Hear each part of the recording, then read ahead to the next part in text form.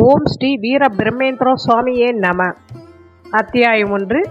தெய்வீக தம்பதியருக்கு சாதுவின் வடிவில் ஈஸ்வரன் அளித்த வரம். கட்சி. ஸ்ரீமதி வீர பாப்பம்மாள் தன் கணவர் வீடு திரும்பியதும் அவருக்கு ஆசனம் அளித்து அவரது பாதங்களுக்கு அருகில் அமர்ந்து கொண்டு நடந்த நிகழ்வுகளை அவ்வாறே விவரித்தார்.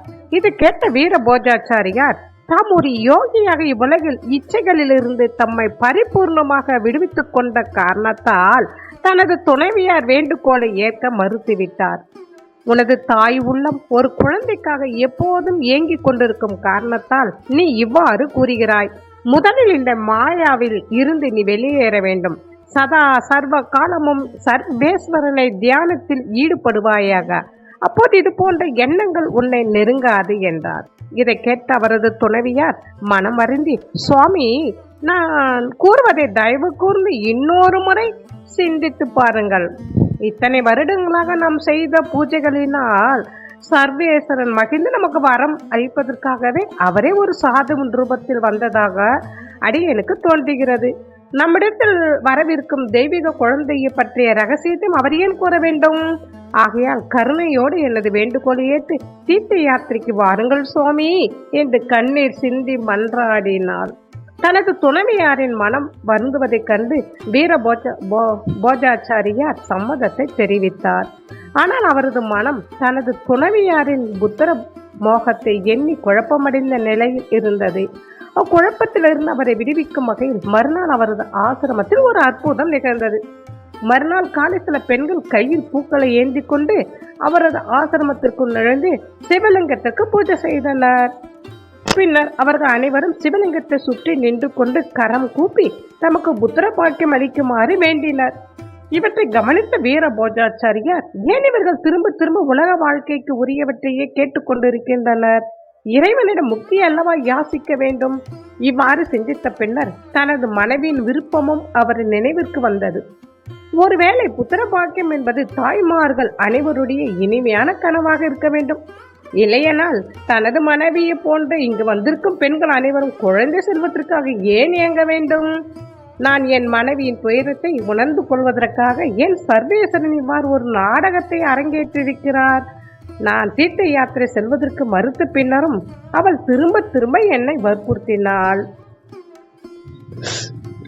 தாய்மை என்ற புனிதமான உணர்வின் வெளிப்பாடு இதற்கு காரணமாகும். ஏன் இந்த உணர்வை என்னால் புரிந்து கொள்ள இயலவில்லை? ஒரு தாய் குழந்தை தனது கருவில் சுமப்பது முதல் வலியும் வேதனையும் தொடர்ந்து அனுபவித்து கொண்டிருக்கிறாள். பிறந்த குழந்தை பாதுகாத்து வளர்த்து இச்சமூகத்தில் குழந்தைக்கு ஒரு கௌரவத்தை அளிக்க செய்கிறாள். இத்தனை பொறுப்புகளையும் தாண்டுவதற்கு பல்வேறு இடர்களை எதிர்கொள்கிறாள். என்ன ஆச்சரியம்! இத்தனை சுமைகளையும் பாரமாக நினைக்காமல் இதை ஒரு வரமாக ஏற்றுக்கொள்ளும் தாய் உள்ளத்தின் மாண்பு ஏன் ஆண்களுக்கு புரியவில்லை? இவ்வாறெல்லாம் யோசித்துக் கொண்டிருந்த வீர போஜாச்சாரியார் மாலை நேரம் ஆற்ற வேண்டிய சந்தியா வந்தனம் முதல வழிபாடுகளை நிறைவேற்ற பின்னர் உறங்க சென்று விட்டார்.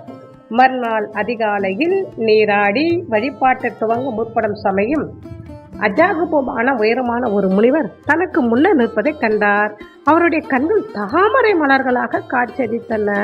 அவருடைய முகத்திலிருந்து வெளிப்பட்ட பிரகாசமும் அவரது சிரசை சுற்றி ஒளிவட்டத்தையும் பார்க்க உடனே வீர போஜாச்சாரியார் அதுவரை தன் மனதை உறுத்தி கொண்டிருந்த கவலைகள் ஒவ்வொன்றாக விலகி ஓடுவதை உணர்ந்தார். மனம் முழுவதும் ஆனந்தமயமாக தன்னை மறந்த நிலையில் இருக்கரம் கூப்பி பணிந்து அவரை வணங்கினார்.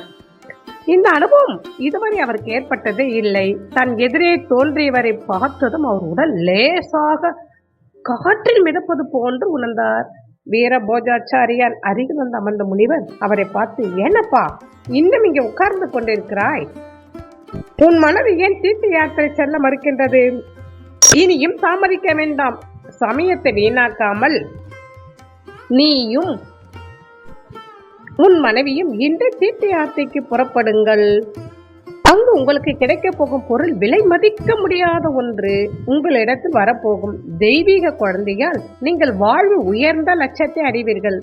உனது புண்ணியத்தின் பலனாக உனது மனைவி ஒரு அவதார புருஷருக்கு தாயாக போகிறாள்.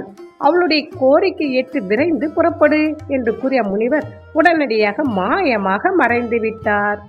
அப்பொழுதுதான் வீர போஜாச்சாரியார் தன்னை காண வந்தது வேறு யாரும் அல்ல, தான் சர்வ காலமும் பூஜிக்கும் தேவாதி தேவர் மகா தேவரே ஆவார் என்பதை உணர்ந்து கொண்டார். தனது தவறை புரிந்து கொண்டவர், ஹே மகாதேவா, நான் இதுவரை அறியாமையில் உழண்டு கொண்டிருந்தேன். தாம் என் கண் முன்னர் தோன்றிய போது தம்மை அடையாளம் காண இயலாத பாவியாவேன் என்று தன்னை மன்னிக்குமாறு வேண்டினார். தனது மனைவிடமும் தீர்த்த யாத்திரை செல்ல கூறியவரும் சர்வேஸ்வரனை என்பதையும் அறிந்து கொண்டார். தற்பொழுது போஜாச்சாரியார் தன்னை மனைவியுடன் தீர்த்த யாத்திரைக்கு புறப்பட தயாரானார். அனைவரும் வாருங்கள், நாமும் இத்தம்பதியினோடு தீர்த்த யாத்திரை சென்று தெய்வ குழந்தையான காலஞானியை தரிசிப்போம். திருச்சிற்றம்பலம்.